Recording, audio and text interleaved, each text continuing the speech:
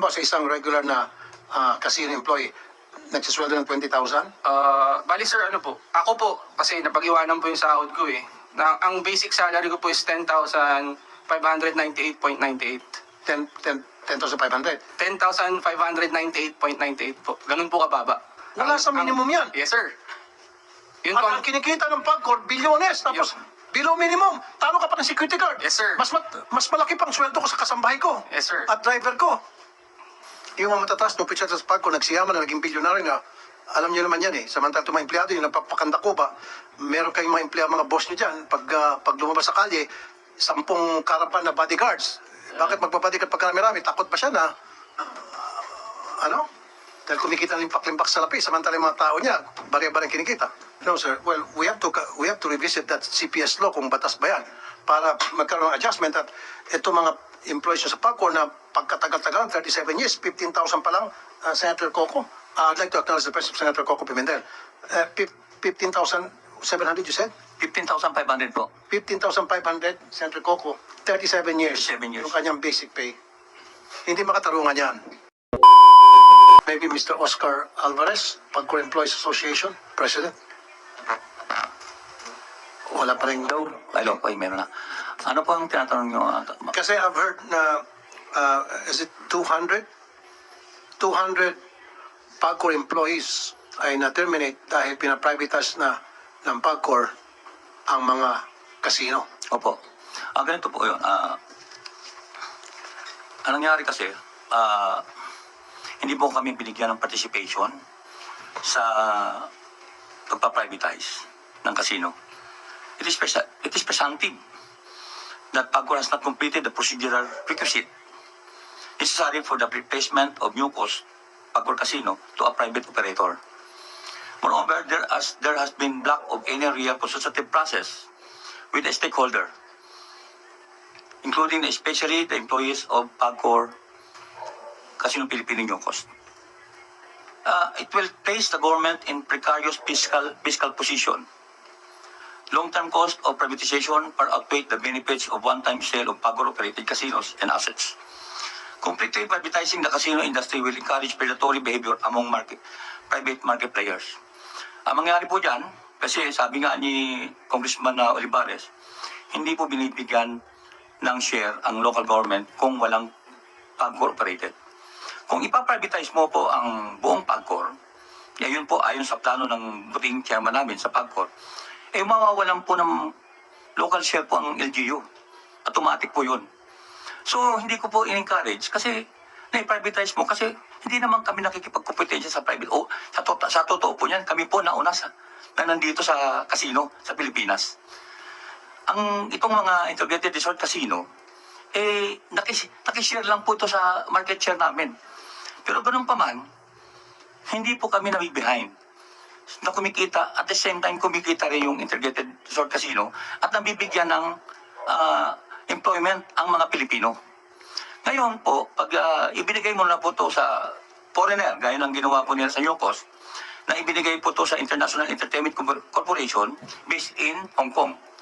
So, ibig sabihin, doon sila kukuha po ng mga manager nila.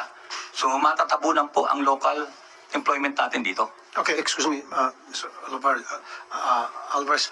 So dito kasi sa Senate Bill 2061, maski na mga private casino required na magbigay na ng 2% sa LGU. But yun, yung inyo pong hinaing ay tungkol doon sa employment. Nasabi nyo nga, pag privatize, nga paano kung yung nabigyan ng franchise based from, say, China. So, yung mga employees niya, mga managers niya, ay mga Chinese na. Madi-displace nga yung mga Pilipino, mga workers. And we're talking about by the hundreds. Now, Pagcor, can you answer that?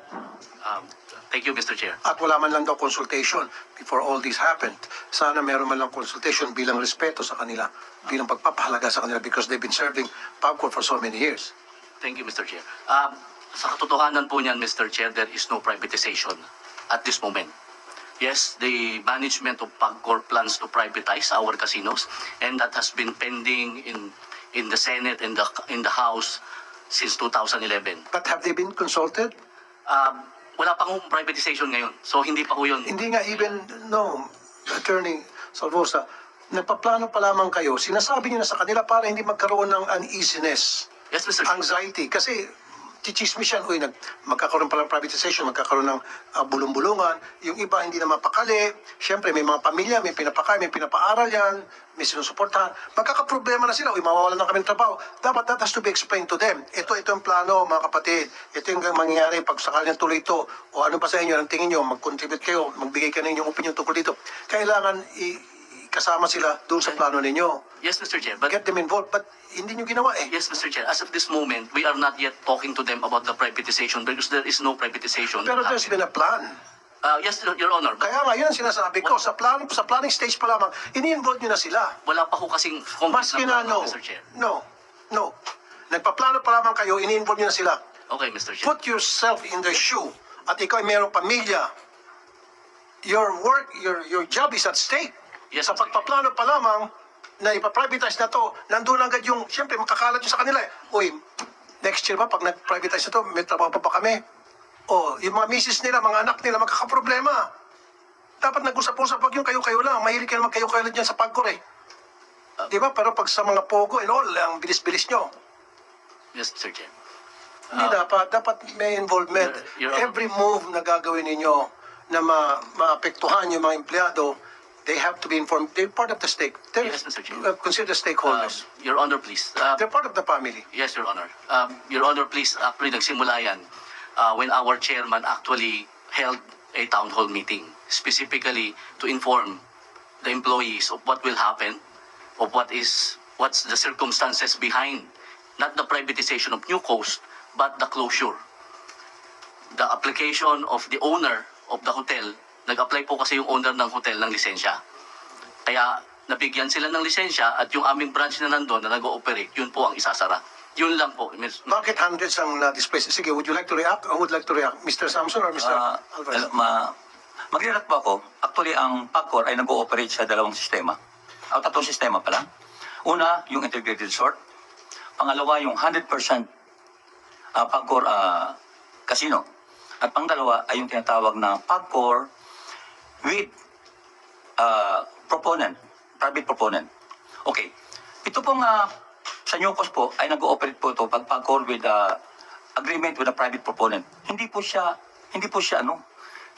basta-basta na sinasabi nila private na to, ipa-privatize na to. Kasi po to, may agreement po to na ang proponent po ay magbibigay po ng building at yung gagamitin namin. Kami po ay nag-ooperate.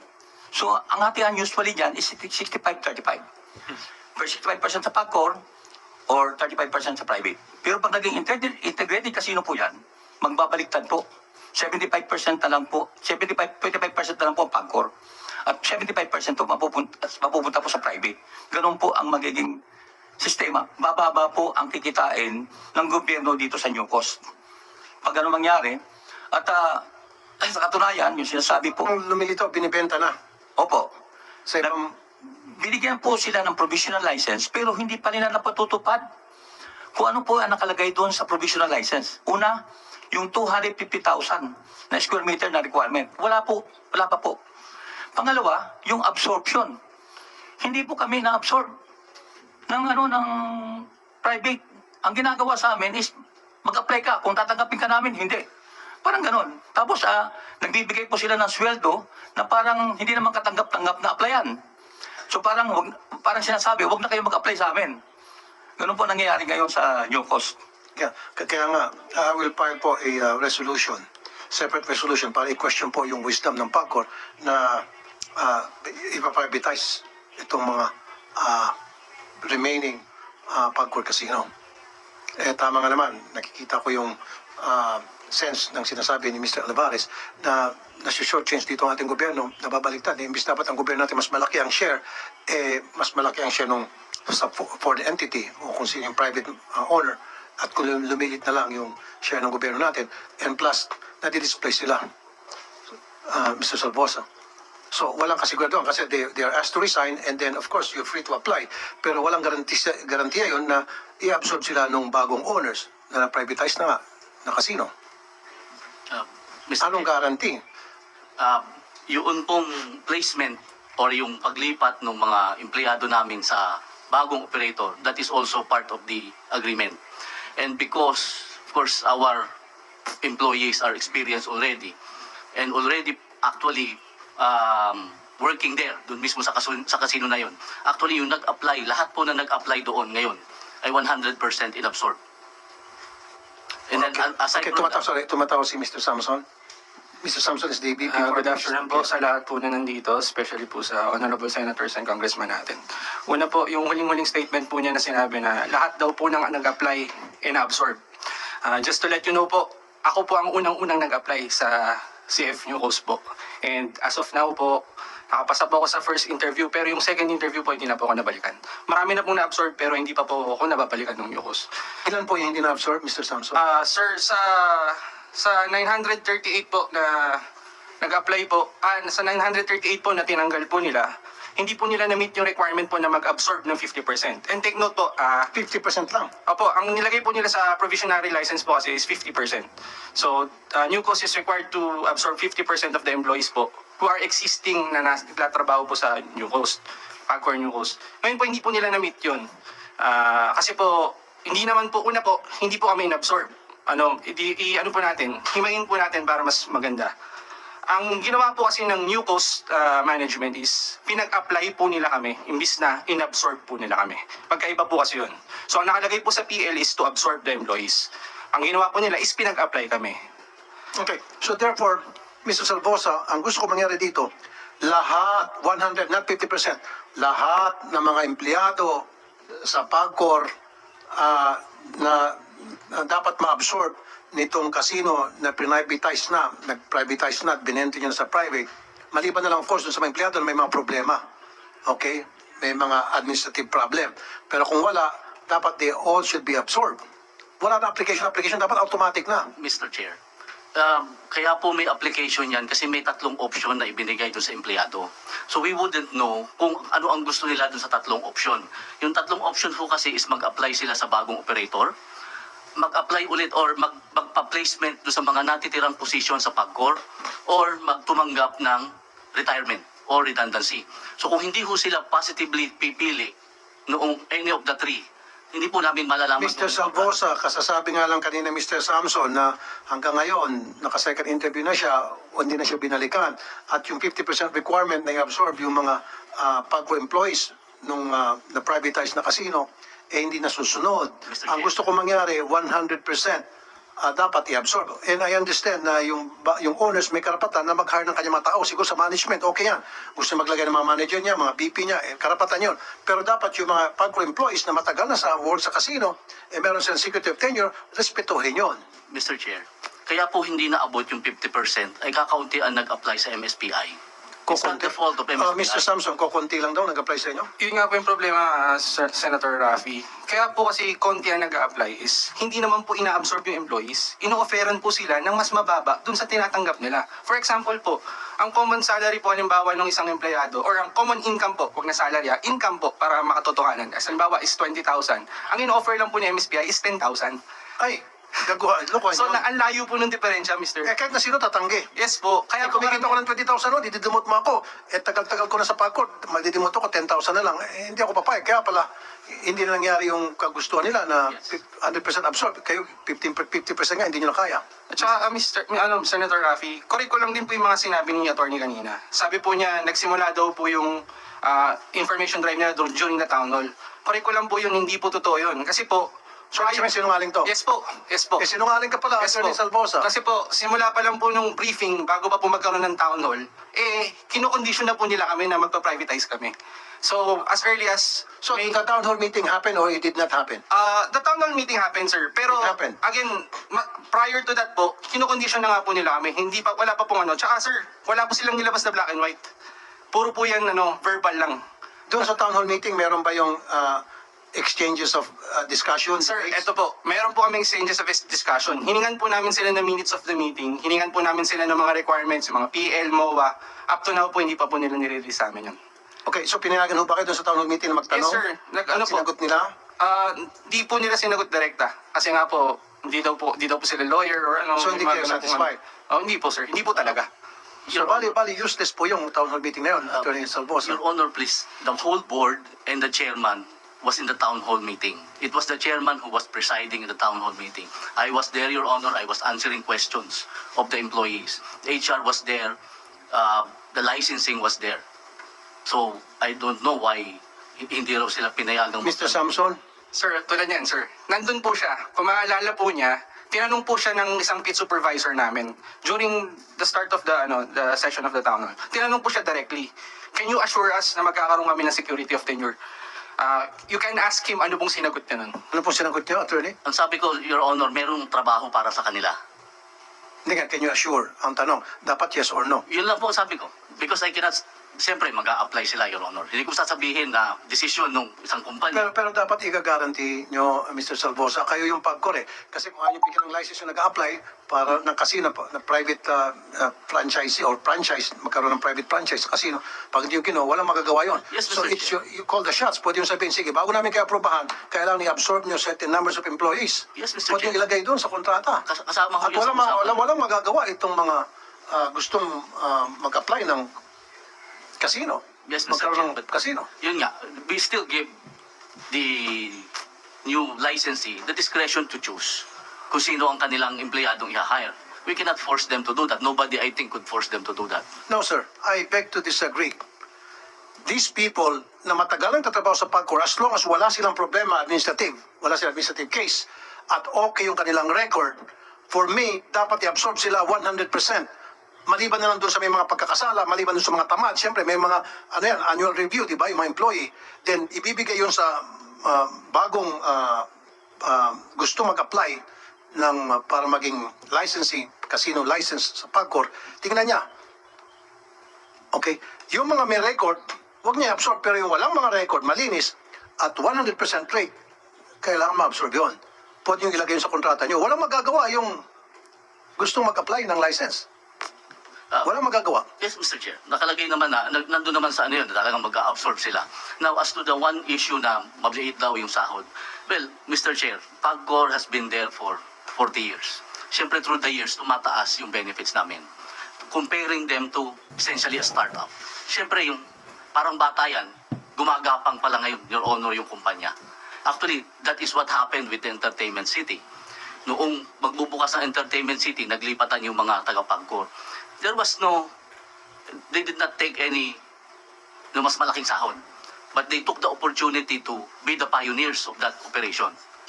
So, yun lang po. Yung sinasabi niyo po, Mr. Samson, na 20,000 ang kinikita niyo. Ano to? Plus tip? Sweldo? Sir, ano lang po yung hypothetical po, sir.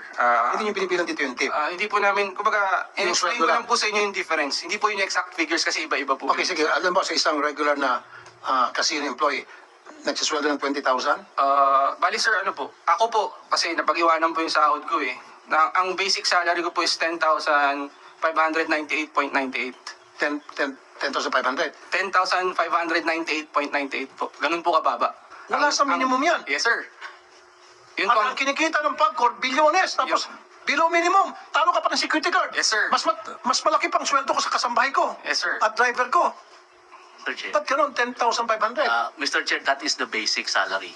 But, as I said, through the years, may mga benefits na binibigay ang PAGCOR. Ano po yung mga benefits, sir? Magkano ang apps niya? Nadodoble ho yan eh. Because merong nanggagaling sa Provident Fund. Merong healthcare. Merong, Ito ang concern ko po sa take-home pay.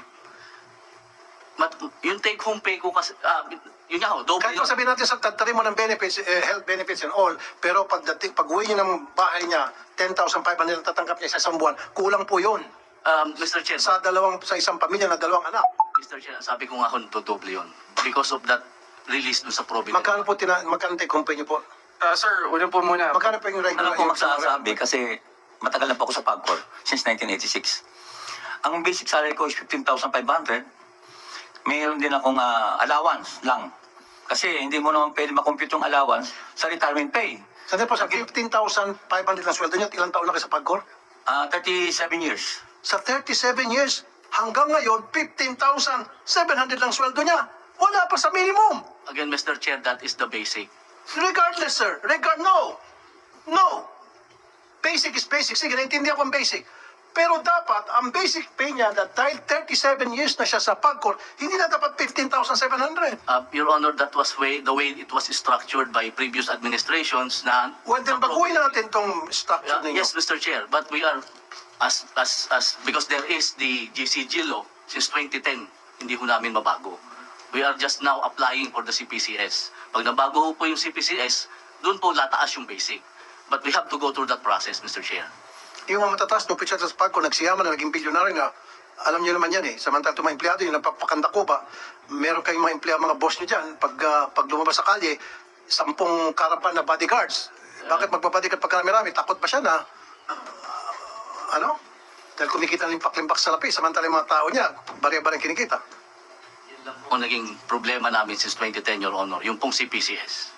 No, sir. Well, we have to revisit that CPS law kung batas ba yan para magkaroon ng adjustment at ito mga employees sa PAGCOR na pagkatagal-tagal, 37 years, 15,000 pa lang, Senator Coco. I'd like to acknowledge the presence of Senator Coco Pimentel. 15,700 you said? 15,500 po. 15,500, Senator Coco, 37 years. 37 years. Yung kanyang basic pay. Hindi makatarungan yan. Sabi mo, meron batas. Well, I'd like to see that law and we'll revisit that and change that.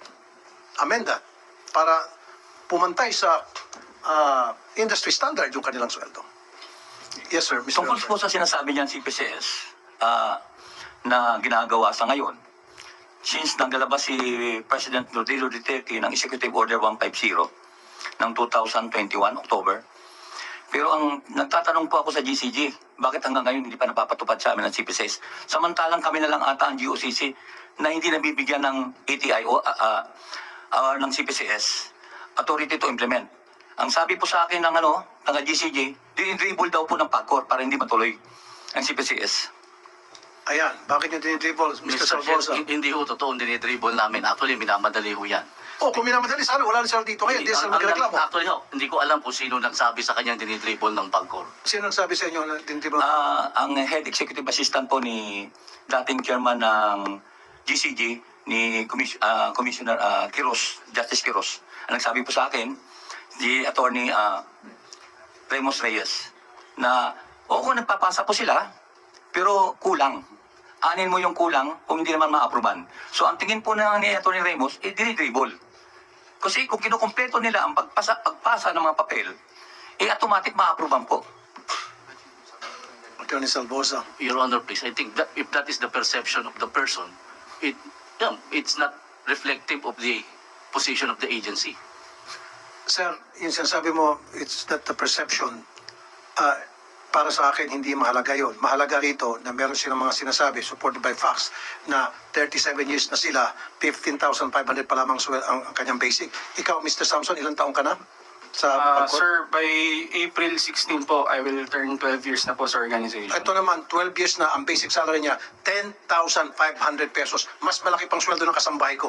Actually nga ho, Mas malaki pang basic na sweldo ng kasambahay ko sa 10,500. Ito'y 12 years na sa inyo. At kumikita ang PAGCOR ng bilyones. Actually, sir, yun nga po ang sinasabi ko. That is how the benefits package and the compensation package. Nasa batas ba yan? Hindi po, kasi before the GCG, Hindi nga, nasa batas ba yan? So, sa PAGCOR lang na ano yan?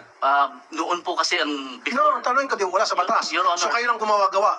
Your Honor, No, yes or no lang. Kayo nasa lang batas po, Your Honor. Na anong klase, anong batas? Doon po sa charter ng PAGCOR, may nakalagay pong provision that personnel policies of PAGCOR shall be governed by the board. Governed by the board. So, kung ganon, governed by the board, kayo dyan sa board, sabihin nyo kung magkano yung dapat maging basic nila, that should be up to the market standard. Industry standard. Wala sa industry standard to. 37 years, 15,500 pa lang yung kanyang basic. 12 years, 10,500 yung kanyang basic.